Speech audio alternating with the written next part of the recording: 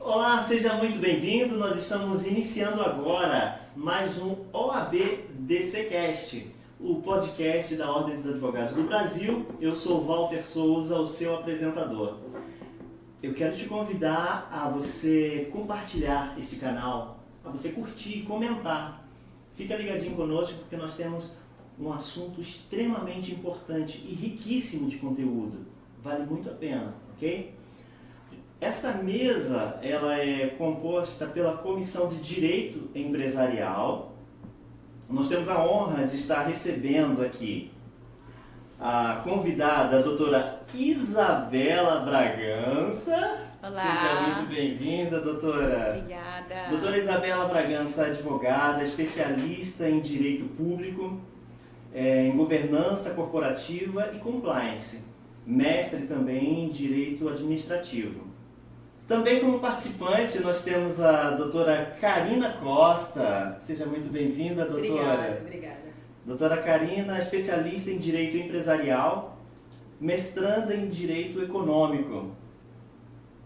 Também como participante nós temos o doutor Dorival.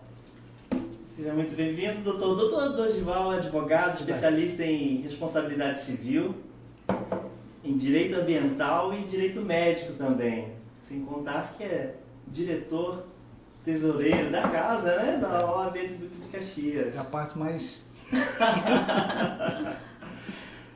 O tema de hoje, como eu havia dito, é compliance. Nós vamos estar falando sobre técnica, normas e por aí vai, né? Eu quero deixar claro que os microfones estão abertos. Nós vamos ter um bate-papo, uma rodada de conversa bastante informal. E eu já estou impactado em saber, em querer aprender cada vez mais. Nós estávamos conversando antes do início do programa. Eu quero fazer a pergunta que não quer calar. O que é compliance? Os microfones estão abertos, por favor. Bom, primeiramente agradeço aí o convite da doutora Karina por prestigiar esse tema e do doutor Dorival. Um tema muito importante, compliance, que em resumo é uma palavrinha um pouco diferente, mas que ela quer dizer estar de acordo com. Ela vem do verbo to comply e que significa estar de acordo com normas, leis, políticas, mas eu gosto bastante do significado que a lei brasileira deu. Qual? A lei 12.846, que é a lei anticorrupção, e que ela chamou integridade corporativa. Eu acho que aí ela tocou melhor no ponto que vai se comunicar aqui com a gente. Lei corporativa. Integridade corporativa. Integridade corporativa. Seria uma reputação da empresa, né? E isso é muito importante hoje em dia para os contratos, para as relações empresariais. Eu queria agradecer a presença de todos e a oportunidade desse podcast e dizer que a gente não podia deixar de trazer um tema tão importante aqui tanto para os advogados quanto para os empresários que vão assistir a gente. Então, assim, a gente está falando em nível de Duque de Caxias, Brasil e mundo, que isso aqui vai ficar público. Mas a gente está falando para esses advogados, doutor Dorival, que a gente vê aí uma enxurrada de advogados saindo para o mercado de trabalho e eles podem escolher o nicho da advocacia empresarial. E a gente trouxe aqui a doutora justamente para desmistificar e trazer essa riqueza desse tema, descomplicar. A gente tem a finalidade de descomplicar o direito empresarial. Que as pessoas pensam, tem uma visão do mundo corporativo muito fechado, muito rígido, muito difícil, até associa tributário, associa a contabilidade, mas empresarial é muita coisa, é responsabilidade civil, são vários ramos dentro de um ramo que é uma atividade empresarial. E a gente fala muito que as pessoas estão virando cada vez mais empresas, né? Os CPFs estão diminuindo e os CNPJs estão aumentando, isso é uma realidade. Então a gente precisa entender o que é uma empresa e para entender uma empresa a gente precisa ter organização. Então a doutora vem trazer para a gente vários temas interessantes aqui. Que ótimo. Doutora, é uma honra receber aqui em nossa casa.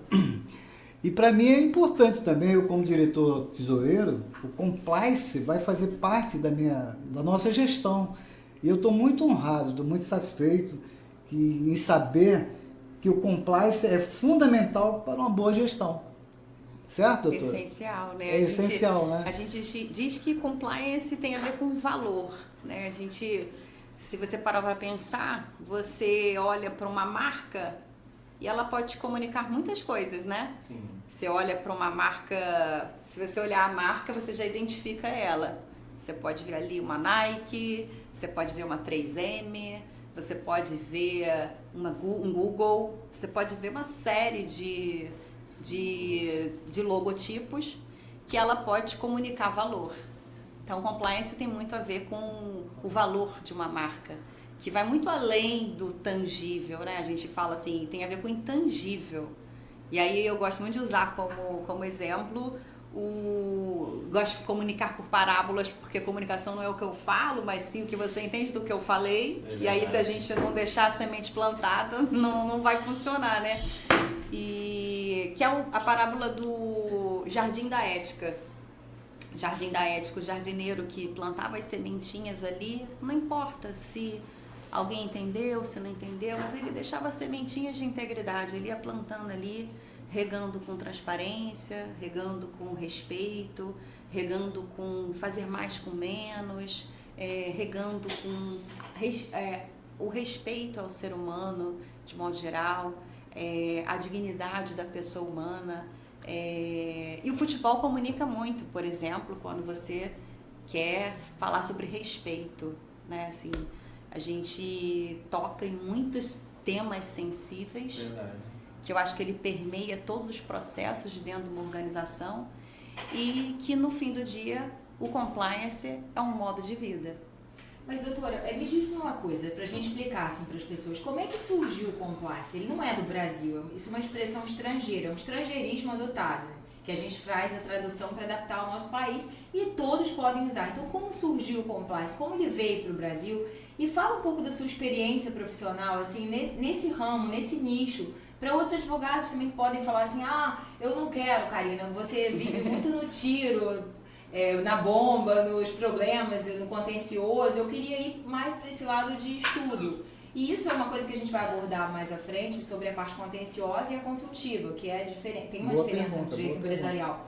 Como é que você destrincha isso pra gente? Como ele veio para o Brasil? Como ele surgiu? Como ele veio? Como ele está sendo aplicado? Qual a sua experiência? O que você traz para esses empresários e advogados? Uau, vamos lá, vamos por partes aqui. E se eu falar muito, aí vocês podem me interromper, porque aí a gente começa, se empolga e... Eu ainda quero saber quais são os benefícios também. Benefícios. A gente quer saber a gente vai fazer, vai tentar Nós temos muitas perguntas para fazer. Doutora Karina tocou num ponto que, assim, vamos dar um panorama geral, rapidamente dando um panorama geral sobre o berço do compliance. E a gente não tem como deixar de pegar o avião e ir lá para os Estados Unidos e trazer aqui à tona que, na realidade, o compliance surgiu muito por uma falta de um dever de cumprir os registros de maneira adequada contábeis nas empresas. Então, nas instituições financeiras, o berço do compliance é financeiro, né? E aí eu estou tentando aqui destrinchar para ficar bem, né, tangível, palpável, sem muito compliance ou juridiquês, mas trazendo muito à tona, né? O compliance ele surgiu ali. Existem casos, o famoso caso é o caso Enron, né, que ele tratou diretamente de relatórios contábeis que foram maquiados, né? Registros contábeis que na realidade não retratavam exatamente a execução das atividades que se deparavam à época. E você teve então o caso Enron, que praticamente virou ali os bancos centrais, né, o Banco Central dos Estados Unidos.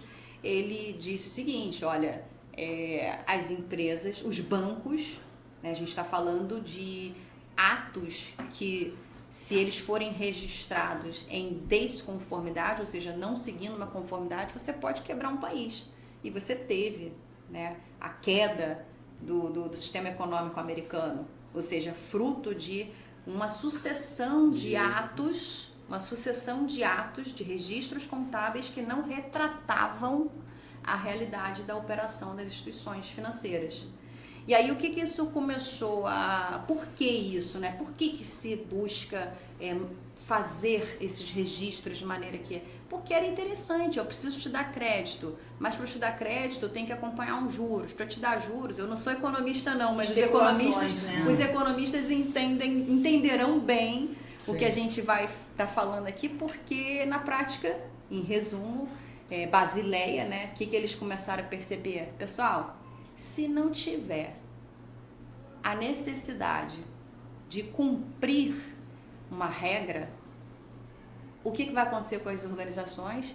Elas vão sem freio. Então você surge ali nos Estados Unidos, em 77, o FCPA, que é a lei anticorrupção dos Estados Unidos. E existem muitos casos, né, sobre a legislação americana, ou seja, o sistema americano é tolerância zero mesmo, né? Você não pode enganar o governo americano. Você não pode nem tentar, porque isso é associado a um ato de corrupção. E como isso veio para o Brasil? Como é que isso foi implementado no Brasil? Assim, como começou? Como é que foi se engatinhar aqui no nosso país? Então, a gente tem uma linha do tempo, né? A gente vai ali passando por 77, a gente está falando da FCPA, da Lei Americana de Combate à Corrupção, e depois a gente tem a lei inglesa, ou seja, a UK Bribery, e aí depois a gente tem então um movimento global no sentido da OCDE, ou seja, no sentido de que o Brasil precisava se adequar. Porque os países, as empresas dos países começaram a implementar programas de integridade, ou seja, trazendo regras de conduta, de conformidade. E você sabe que você traz a regra, você necessariamente tem que mudar uma série de processos, tem que se adequar, tem que se adequar. E aí você imagina, eu tô aqui fazendo bonito, tô seguindo, e o Brasil não tá, então o que as empresas fazem? Migra para o Brasil, porque lá eu posso fazer de qualquer jeito. Lá eu posso vender de qualquer jeito. E aí acabou sendo um compromisso internacional e o Brasil... por força de tratados, convenções, né, que o Brasil é signatário. E aí o Brasil teve que então trazer, teve que dar uma resposta. Aí a gente vem, né? Brasil acontece na realidade um mensalão, né? Veio muito antes da Lava Jato, a própria Lava Jato depois.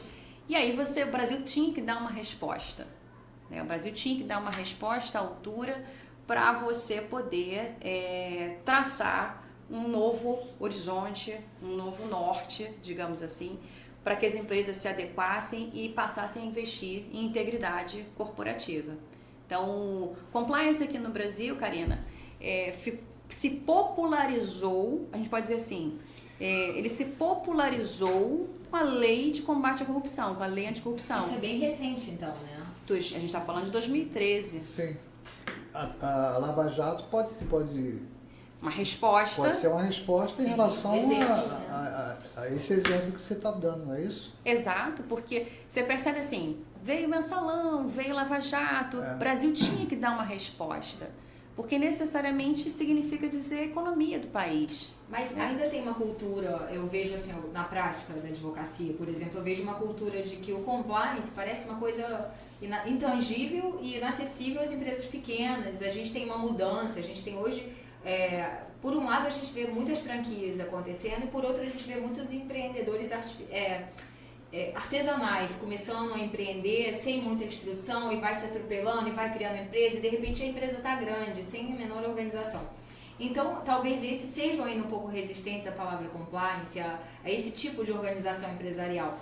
Mas na verdade eu tenho até colegas advogados que falam assim, esse negócio de compliance, isso não existe, essa organização sempre existiu. Não, teve um marco do compliance no Brasil, mas assim, começou em nível de empresas grandes. Sim. Mas essas empresas menores, elas podem se adaptar e podem fazer parte disso, porque assim, as empresas grandes elas têm uma realidade, as empresas pequenas têm outra. E o compliance é como uma roupa. Meu blazer não te veste, seu blazer não me veste, vai ficar um ajuste aqui, outro ali. Cada empresa ela tem que ser vista individualmente, né? Perfeito. Empresa de pequeno, médio ou grande porte. E como é que é isso? Como é que funciona isso? Perfeito, Karina. Acho que isso daí agora você tocou num ponto que é a vida real, né? Esse é o compliance que a gente chama da vida real, porque cada empresário com a sua dor, cada empresa com o seu porte, cada operação com, enfim, com o seu produto. Um fabrica pão, o outro fabrica remédio, o outro fabrica roupa, o outro fabrica cueca. Competição. E aí você tem vários verdade. negócios, né? Não dá pra gente comparar. Tem escritório, né, doutor Dorival? Exatamente. Né? Escritórios, perfeito. A gente Nós tem estamos até escritório. conversando, perdão, eu estava até comentando aqui sobre linha de produção, né? Aí acho que a Karina, ela perguntou a história, né? É importante, né? Porque tudo tem que ter gestão, disciplina, coordenação. Porque eu estou aprendendo agora o que é compliance. Todos nós, né? Estou gostando muito, doutora. Exatamente saber sobre isso, porque faz eu lembrar um pouco passado, quando eu tive uma confecção, e nós tínhamos aquela linha de produção, né? Perfeito. Tem o setor de corte, dali saía para a primeira máquina, que é pregar uma gola, depois vai para outra pregar. Então, saía a peça, já saía lá pronta para o consumidor. É isso. E hoje o consumidor está mais exigente do que outrora. Então, eu estou adorando aqui o debate de vocês aí, estou aprendendo aqui com vocês. Né, você tocou um ponto que eu acho até muito legal trazer aqui, porque a Karina perguntou sobre o histórico. Eu sempre fui de fábrica, né? Sempre trabalhei em fábrica. E eu trabalhava em fábrica de caldeiraria pesada, indústria nuclear, de construção de equipamentos primário para usina nuclear e fabricação de bloco estrutural, pioneira para a Petrobras, na Nuclep. Então, vivenciei ali uma operação, eu até brinco que eu falo que eu sou advogada, mas na realidade minha alma é de engenheira, porque eu só trabalhei com engenheiro na minha vida, né? Eu só trabalhei com engenheiro. Então, às vezes, o meu racional é muito sistêmico. E o engenheiro, ele busca muito a solução, né? E eu aprendi muito isso na prática. A gente tem que seguir para a solução, sim. E às vezes, quando a gente está um pouco apegado à lei, à norma, às vezes a gente se prende muito e deixa, né, se distrai, que a gente fala, e deixa de solucionar o problema. Verdade. Então, eu venho de uma história de fábrica. A doutora é uma precursora do compliance no Brasil, né? Na verdade, eu venho de uma história de fábrica, vivendo ali a vida pública, numa empresa estatal federal, e meu sonho era viver o lado do balcão privado. E aí, no lado do balcão privado, Karina, foi muito interessante, porque foi quando eu pude ter a experiência. O principal cliente da nossa empresa é uma empresa suíça, uma empresa de matriz suíça, tecnologia suíça, para a fabricação da tinta do dinheiro, né? A tecnologia da empresa, fabricação da tinta do dinheiro e o controle da indústria do tabaco. Entendi. E aí são dois universos muito diferentes. E para casa da moeda do Brasil. E hoje eu decidi abrir a minha fábrica de negócio de inteligência, e eu estou fazendo aqui um paralelo com o que o Dr. Dorival está trazendo ali, que o compliance é exatamente isso, assim, é uma linha de produção de negócios inteligentes, ou seja, você necessariamente precisa identificar qual é a dor, qual é o problema, você precisa definir objetivos e metas, para ficar claro, não pode ser, você tem milhões de problemas, mas você precisa ter uma curva ABC, você precisa priorizar por onde você vai começar, e tem início, meio e fim, porque tudo é projeto, não adianta você querer fazer tudo, que não vai fazer tudo. Então tem que ter um ponto de partida, assim como você está aqui muito bem trazendo esse debate, esse tema, e você executa, e você depois verifica o que você executou, e depois você vai para a melhoria contínua. Então, é uma linha de produção, ou seja, você vai... É uma melhoria contínua, uma jornada. Compliance, ele é um sistema de gestão de riscos que ele não para. A gente está falando assim de empresas internacionais, mas a gente pensa um pouco aqui em Duque de Caxias. Vamos vir aqui para o nosso município. A gente tem em Duque de Caxias grandes empresas e a gente tem empresas crescendo, a gente tem empresas municipais crescendo, e aí a gente fala muito de contratação particular e pública. E aí vem essa questão do compliance. Muitas empresas elas contratam o poder público e outras preferem ficar exclusivamente na contratação do poder privada, das privadas. E aí a gente vê, por exemplo, nas relações privadas, a gente vivencia na prática da advocacia, e eu vou dizer isso até para os nossos colegas, os novos advogados que estão sendo jogados aí na vida. Eu estou há 20 anos advogando em empresas e eu posso falar isso com propriedade. A gente vê algumas empresas que têm problemas para judicializar. E aí a gente pergunta a primeira coisa, cadê o contrato? Não tem um contrato, doutor. Exatamente. Você está montando a sua empresa. Aí, de repente, o empresário está montando uma empresa e, de repente, ele não tem a menor noção, ele não tem o know-how e não tem orientação sobre isso. Então, precisava pagar um determinado imposto, alguma coisa, gerou uma multa, gerou um auto de infração. Esse auto de infração vira um débito fiscal. Esse débito fiscal, ele pode colocar a saúde da empresa em risco, ele pode falir a empresa. E aí você vai praticando ações trabalhistas, você não observa a lei trabalhista em respeito ao empregado, em questão de horas extras, em várias questões. E aí isso vai virando uma bagunça dentro da empresa e chega uma hora que isso pode falir a empresa. A gente estava até conversando antes sobre, sim, existem execuções trabalhistas de R$1 milhão. Às vezes tem funcionários que estão muito tempo de casa e tem um salário alto. Então isso realmente pode quebrar uma empresa. O compliance, pelo que eu estou entendendo, ele é uma forma de entrar na empresa e ele não é, né, doutora? Especificamente como a gente joga no Google e aparece lá. Compliance 1, 2, 3, 4. Não é isso. Compliance é o que, doutora? Explica esse total do compliance e vamos falar em seguida dos ISOs, que é a matéria da doutora, para as empresas pequenas de Caxias, porque eu conheço algumas que falam, Karina, eu queria abrir uma filial. Karina, como é que eu faço para contratar fora do Brasil? Como é que eu faço para fornecer um produto, para importar, para exportar? Ah, isso é impossível. E às vezes na cabeça do empresário, ele cresceu e ele tem um bloqueio. Assim, o céu é o limite. A empresa ela precisa só se estruturar, ter um capital de giro, ter uma organização. E com essa organização, a previsibilidade dos riscos, mitigar esses riscos, ela vai avançando e quanto mais ela vai avançando, ela vai se programando, se ajustando, ela pode decolar. Como é que é isso? Explica pra gente.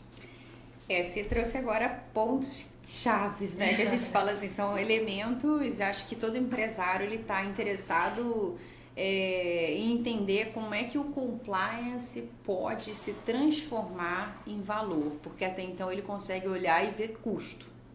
Né? Ele fala assim, peraí, que você me falou que isso era valor e de repente eu estou só chegando aqui a conta, eu tenho que contratar um profissional de compliance, eu tenho que contratar um programa de conformidade, eu tenho que contratar... E aí eu acho que tem muito a ver com, você mencionou a ISO, eu acho que a ISO ajuda muito isso, Karina. Desculpa, só interromper, o preço dessa imprevisibilidade é uma ação trabalhista, é uma execução fiscal quebrar a empresa. Então isso realmente é um custo alto, quando você não mitiga os riscos, não corrige e deixa o barco correr, né? Você deu um exemplo perfeito, por exemplo...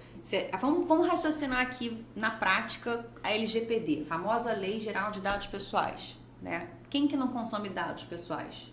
Eu não conheço. Conhece? Eu não conheço. Todo mundo consome dados pessoais. E do dia para a noite você teve uma enxurrada de pessoas, de compliance, departamento de compliance jurídico das empresas. Opa, peraí que a empresa tem que se adequar porque vai vir a ANPD, Agência Nacional de Proteção de Dados Pessoais, e ela vai bater na tua porta amanhã querendo que você entregue para ela o teu programa de privacidade, que evidencia que trata dados pessoais. E hoje tudo é digital, né? Tudo é digital. Então você coleta dados. O ponto prático né, sem entrar a fundo na questão da própria Lei Geral de Proteção de Dados, mas é uma obrigação. Você percebe olha só, a lei trouxe uma obrigação. As empresas precisam se adequar e elas precisam estruturar uma governança de dados e precisam se adequar. E o que significa isso na prática? Que ela precisa tratar esses dados pessoais. Significa dizer que você, consumidor, amanhã pode falar assim... Ei, banco, lembra que eu me cadastrei aqui e deixei meu dado pessoal aqui no banco? Eu quero tirar. Ela tem que ter o dispositivo. Aí por isso que a gente fala, né? Chama a TI. Call TI. Até e-mail, hoje em dia você tem a possibilidade de cancelar a inscrição. Eles mandam um spam, você pode clicar lá e cancelar a inscrição, porque isso tá invadindo a sua privacidade. E por que isso, Karina? Olha que interessante. A gente vive uma era do petróleo, né? Petróleo é poder. Petróleo é dinheiro. Dados é poder. Dado é o novo petróleo.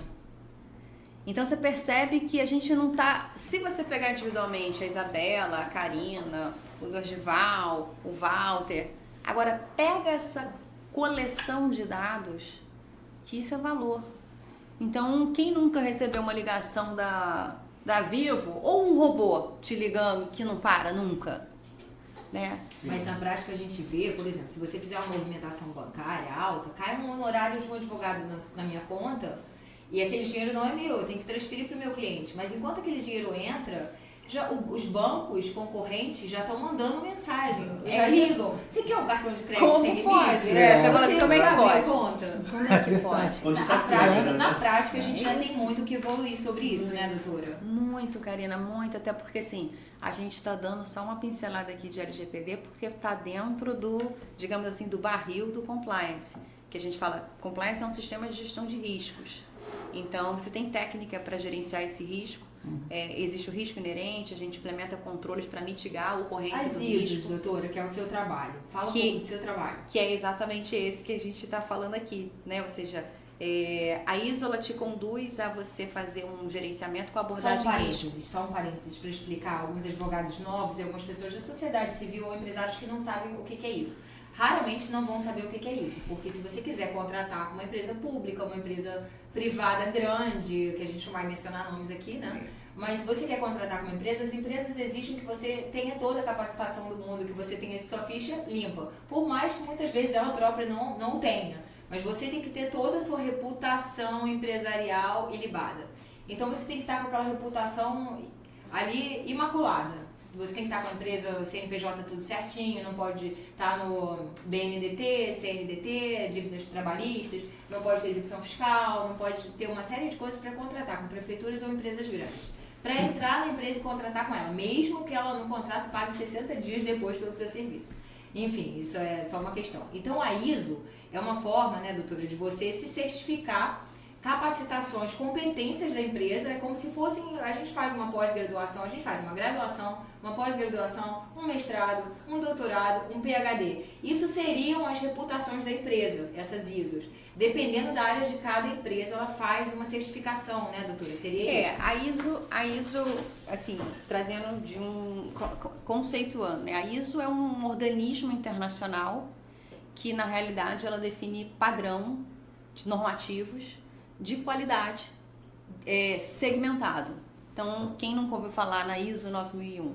Né? Todo mundo conhece bem, que ela é mais, assim, se tornou, como o Dr. Dorival falou, a experiência do usuário ali de fábrica de que o consumidor é exigente. E o consumidor exige qualidade.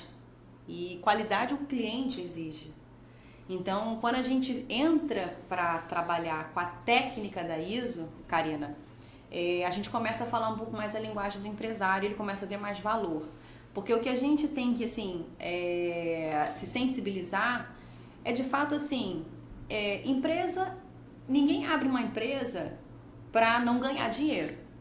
A atividade para não dar lucro, né? Para não dar lucro, senão vai ser uma instituição sem fins lucrativos. Então, doutora, eu vou pedir licença aqui, porque tem um assunto muito interessante em relação à empresa, em relação à ações trabalhistas que a doutora Karina levantou aí. Por que várias ações trabalhistas? Por que várias reclamações trabalhistas? Por quê? Isso, para mim, é falta de gestão. Porque a empresa, os nossos empresários, eles estão viciados em querer só ganhar. E você não pode só pensar em ganhar, você tem que pensar em gestão. Se você tratar bem o seu empregado, se você pagar todos os seus direitos, andar conforme na linha, você não vai ter reclamação trabalhista. Porque o custo, tá, já está embutido ali na mercadoria, vamos dizer assim. Já tem que estar embutido ali. Então, mas a pessoa, quando quer ganhar mais, ele tira um pouquinho de um, um pouquinho de outro, um pouquinho de outro. O que acontece? Gera uma enxovalhada aí de processos trabalhistas. Por quê? Porque deixa de pagar, às vezes, uma hora extra, 2 horas extras, não tira hora de almoço. Isso vai gerar uma reclamação trabalhista. Mas, doutor Dorival, eu ouso discordar só um pouquinho de você, senhor. Em relação, doutor, não, pode me chamar de você, né?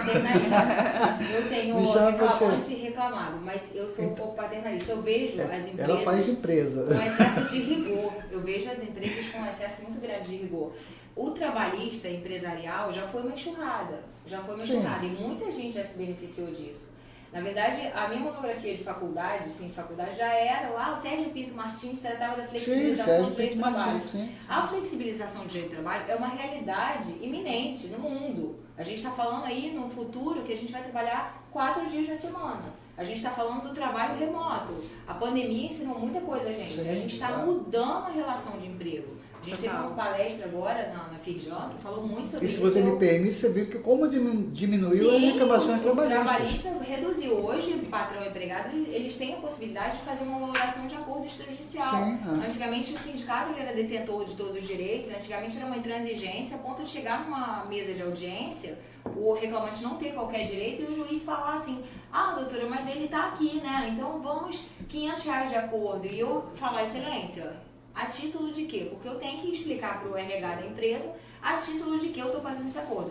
Então, assim, eu uso só um parênteses, porque eu acho também que a gente está mencionando sobre trabalhista. Sobre gestão. Tem, de fato, muitas empresas que têm uma mentalidade arcaica e é um trabalho escravo. Mas a gente tem também uma sobrecarga tributária. O Brasil é uma realidade...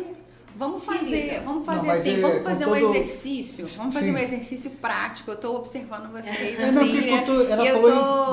falou em tributo, eu não estou falando em impostos, estou falando em direito trabalhista. Olha só, entendeu? Vamos pensar em termos práticos aqui. Vocês deram... São 2 exemplos que eu acho que... Olha, a gente diverte, mas a gente se ama, tá? Não. Só um parênteses. Mas eu acho que o que você... Eu acho que... Vamos chamar o compliance. Eu achei interessante, porque ela faz empresa e eu faço... Mas é maravilhoso isso que vocês estão falando, porque assim, a brincadeira assim do chama o compliance, porque é assim que, na verdade, é um time. Uma empresa é um time, você tem o departamento do jurídico que lida com o trabalhista, o departamento jurídico que lida com o comercial, contencioso, e você tem o financeiro, o RH, suprimentos, compra, engenharia, o compliance, e todo mundo senta e vai olhar e vai falar assim, peraí, você trouxe uma dor. Isso. Essa dor que você está falando, o empresário sente na pele. E o que ele quer é o seguinte, tá bom, Isabela, minha compliance, né, meu jurídico, meu trabalhista, eu vou dar uma missão para vocês, porque o empresário é pragmático.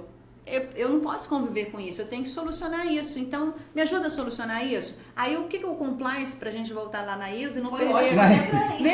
Foi legal porque esquentou. Foi legal porque esquentou o papo, acho que é legal, né? Porque, mas o que a ISO ela ajuda? E ela não resolve, não, tá, gente? Tem gente que fala assim, tem muita gente que não é a favor da ISO, porque fala assim, porque eu tenho ISO, então eu não vou ter mais problema. Não, o problema é fator humano. Você vai ter sempre. E os processos, a ISO, ela te dá um padrão. A melhoria contínua, por quê? Porque necessariamente você vai... Vamos pegar esse caso prático aqui pra gente poder fazer um exercício prático aqui com a galera do compliance. Risco inerente, passivo trabalhista. A minha operação tem um passivo trabalhista altíssimo. Uau! E aí? Que tipo de controles você tem adotado para mitigar esse risco? Para ou eliminar... Será que é possível você eliminar esse risco aqui de ocorrer? Aí você vai conversar com a doutora Karina e ela fala assim, não, eliminar não vai não, sabe por quê? Porque a nossa operação ela é de alto risco e isso está inerente à operação. Isso está suscetível, o empresário vai ter que conviver com essa... Às vezes é uma insalubridade, é uma periculosidade. E aí, às vezes, ele vai fazer uma conta e vai ver que, ok, vamos então conviver com risco. Mas vamos conviver com risco diminuindo a probabilidade da ocorrência desse dano? A probabilidade de o dano ocorrer. Que o dano é o quê? É a ação.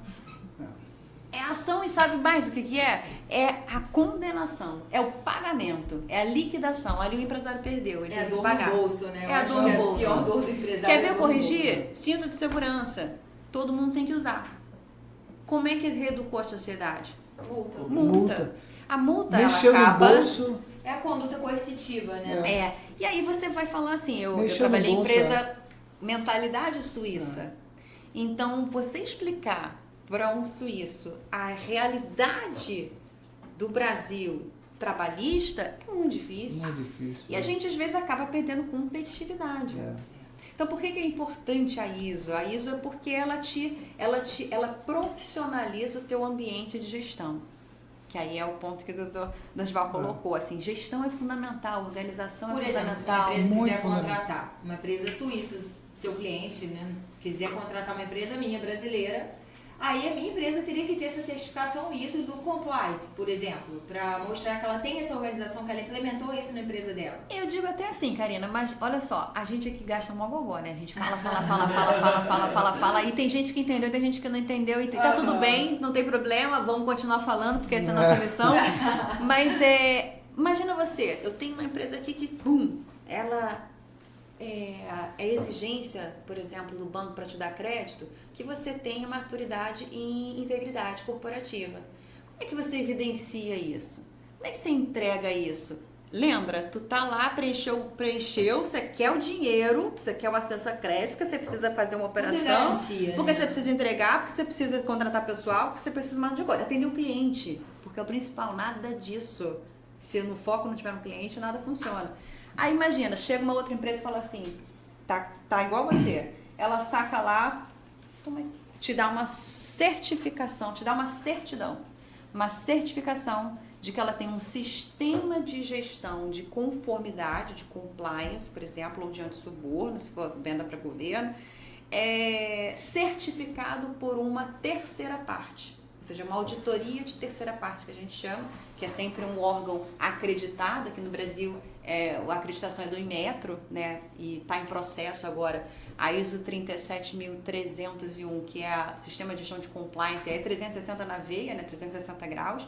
Ela já está aprovada, já está traduzida, já está no Brasil e ela já está em fase de acreditação pelo Inmetro. Então, brevemente já vai. As empresas estão começando a querer contratar para poder preparar o solo, para poder saber assim, será que eu alcanço uma certificação 370? E necessariamente tem que ser um profissional de direito ou não? E qual a vantagem que o advogado tem em relação a isso, doutora? Essa é uma pergunta que todo mundo, né, diz, para ser compliance tem que ser advogado? Não tem que ser advogado. A vantagem do advogado, não, Karina, mas olha, a gente dá as mãos. A vantagem do advogado é que quem tem familiaridade e paciência, porque quer ver você entrar numa empresa e ninguém te dá ouvido, chegou na hora de ter que interpretar a norma. Vamos falar o quê? Chama o jurídico, essa parte não é minha. Né? Chama o compliance, essa parte não é minha. Manda esse contrato lá para jurídico. Não. E aí o camarada não quer conversar. Percebe? Que é um movimento real. Aí vira pra gente lá e fala, eu te pago pra isso, toma. É isso. Então, assim, naturalmente, o advogado, ele tem muita... Eu sou advogada. E aí você perguntou, como é que o compliance caiu na minha vida? De paraquedas. Né? Caiu de paraquedas. Então, te facilita saber das leis, né? Porque você Total. se especializou nesse nicho específico da ISO, dessa questão de compliance.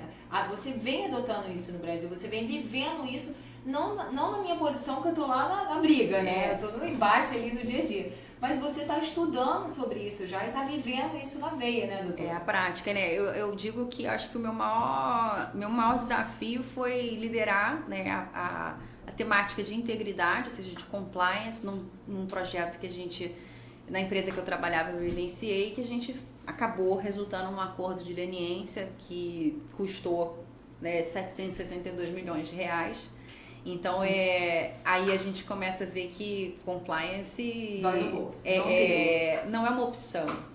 É uma necessidade, é uma realidade. É uma necessidade, né? é uma realidade, porque você tem que cumprir obrigações e você tem que, para além de cumprir as obrigações, que eu acho que é um papo que a gente estava fazendo aqui até com o Walter, que você tem que investir nas pessoas.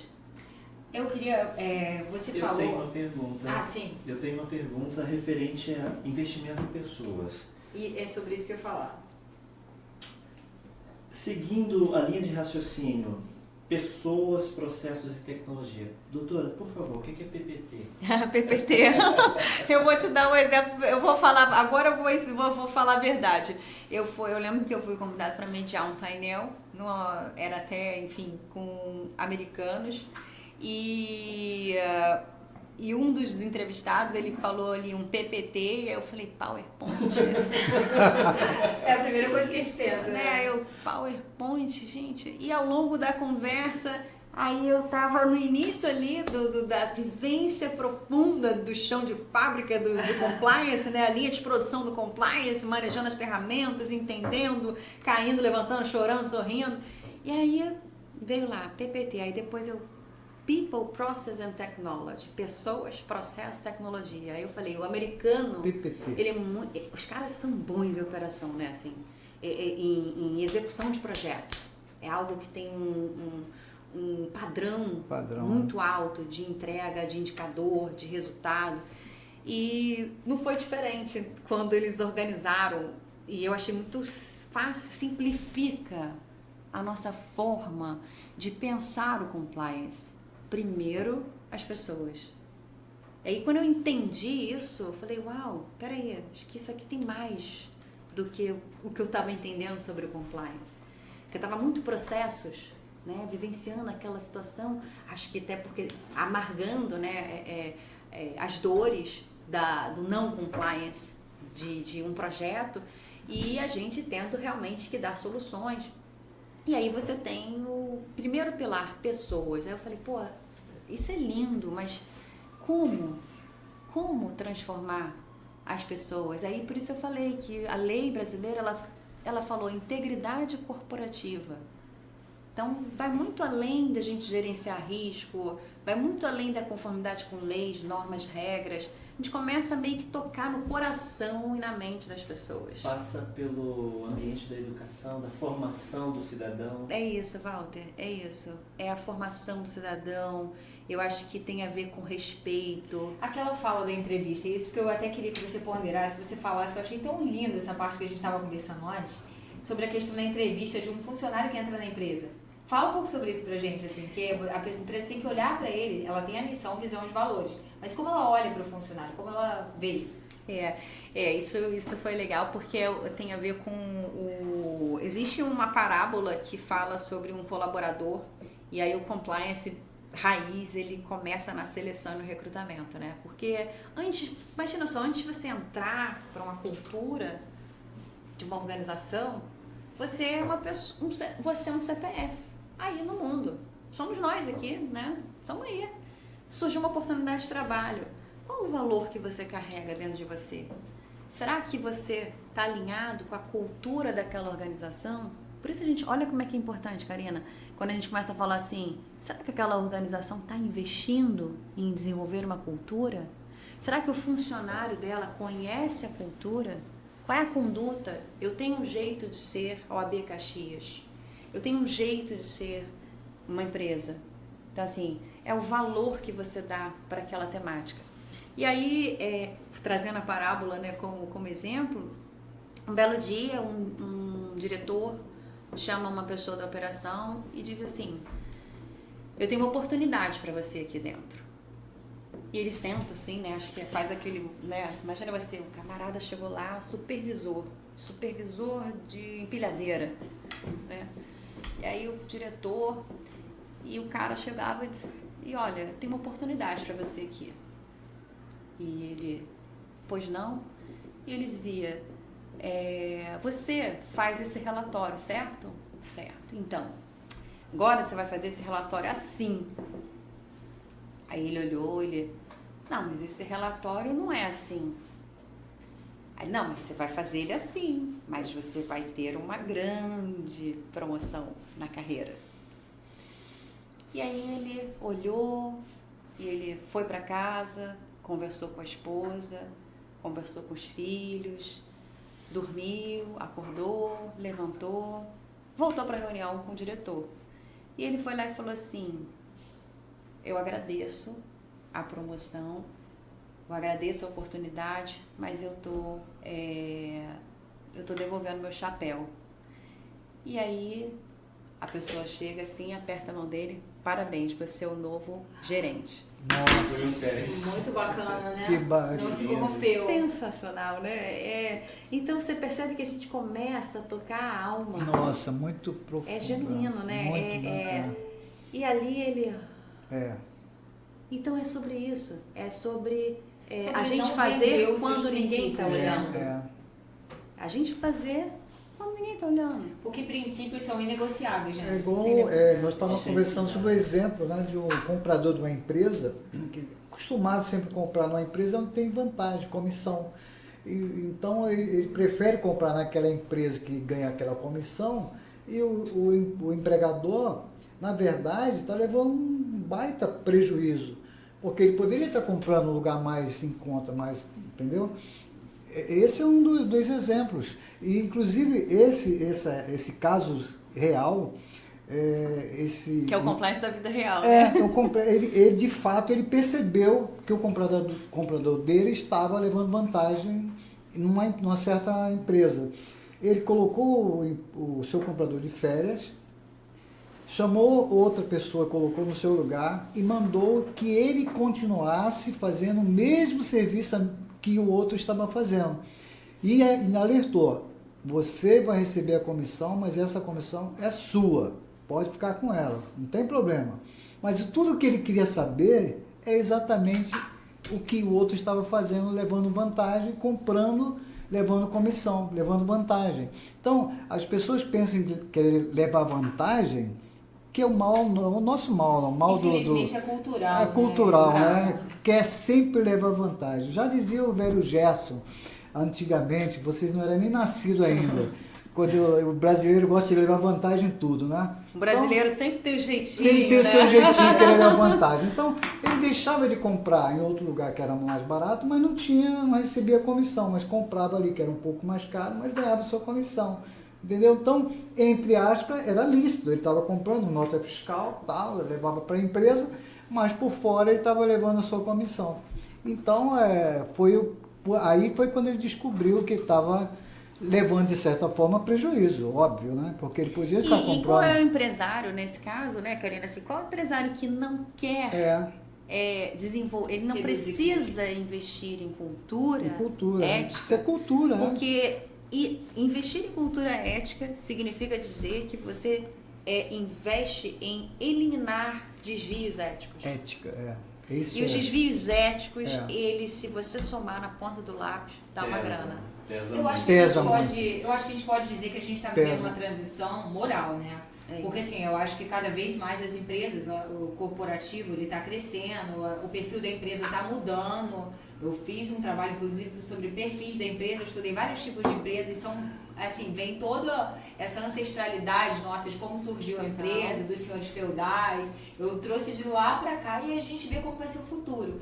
E eu percebo que cada vez mais a tecnologia, a inteligência artificial, a proatividade, é ótimo você ter um funcionário proativo. E cada vez mais, assim, em exemplo até Justiça do Trabalho, doutora cada vez menos a gente está tendo um desvio de função, porque hoje você faz contas a pagar, contas a receber, você faz isso, você faz aquilo. Mas é por isso que gera, né, doutora? Enxugando. Gera as reclamações trabalhistas, desvio de função. Mas a gente está enxugando cada vez mais isso, entendeu? E aí o que acontece? Mas tem certas coisas que não ficam velhas. A reputação, o caráter, a ética, a verdade, a dignidade. Então, assim, uma empresa, às vezes você vê uma empresa, cara, aquela empresa ali, nossa, ela tá toda errada, ela faz isso, aquilo.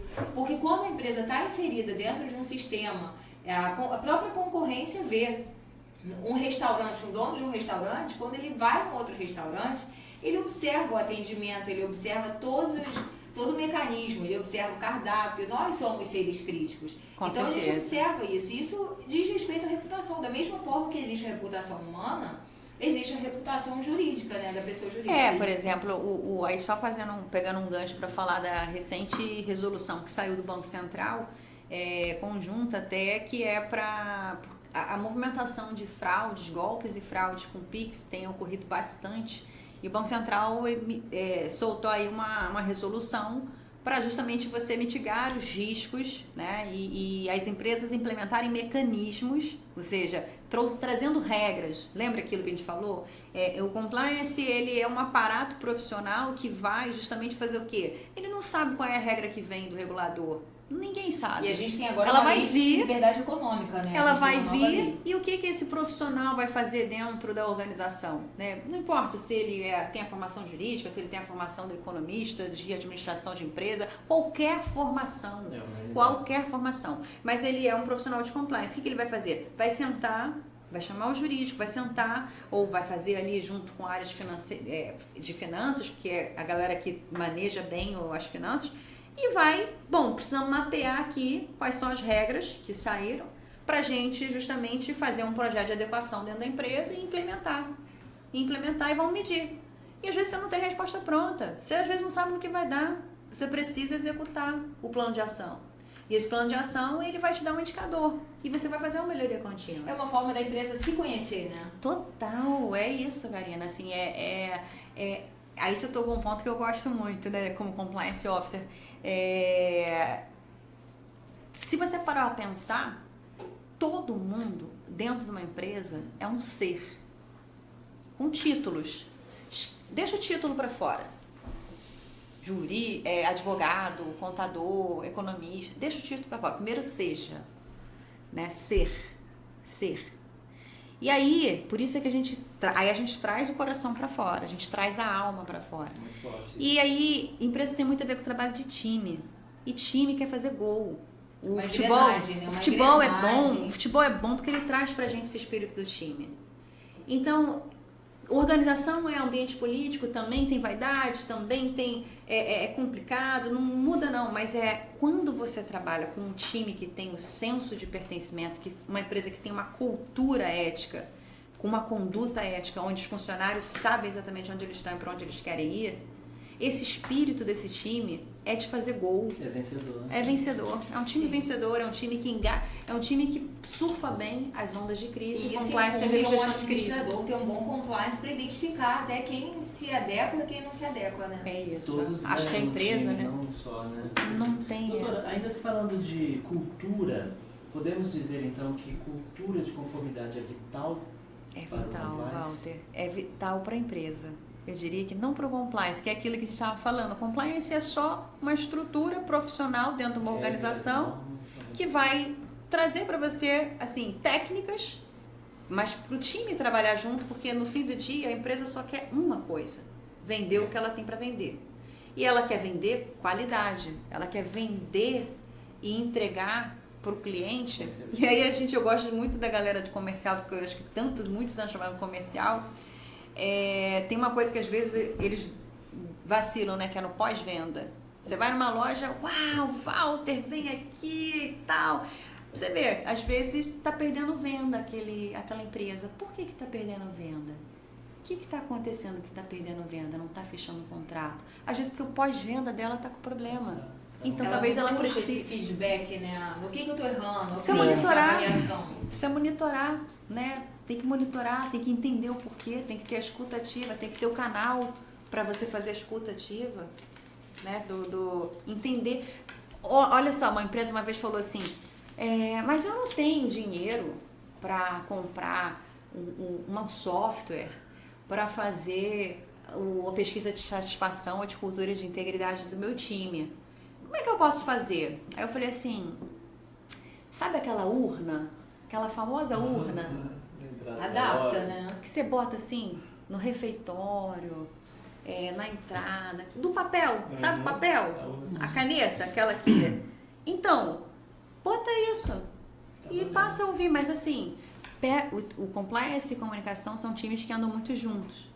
Pega o teu time de comunicação interna, e ele sim tem sensibilidade para trabalhar com o time, e vai lá e fala a língua, engaja as pessoas. Porque se você não engajar as pessoas, não existe compliance officer fazendo um trabalho sozinho, nenhum departamento faz trabalho sozinho. Então a gente tem que conquistar a mente e o coração. A gente tem um bom exemplo aí na sociedade de compliance, já que funciona muito bem. Por exemplo, pet friendly. Verdade. Tem lugares que eu já vi, tem café que tem gato, um café gato dentro de um shopping. Então as pessoas que amam gato, elas vão nesse café. As pessoas que gostam de animais, elas dão prioridade para um lugar que aceita animais. Então você vê também, várias vezes a empresa ela se amolda no que o consumidor, porque tem que atender o consumidor. Então, tipo assim, aceita animais. É muito bacana isso. Sensível, né, Karina? A gente vê assim, sensível, porque... Outra coisa, não faço pesquisa com animais veganos. Esse produto, você vê lá no rótulo do produto, esse produto não faz pesquisas com ratos, assim, com animais. Então, pessoas que são veganas, que não querem o sacrifício dos animais, elas vão priorizar aquele produto.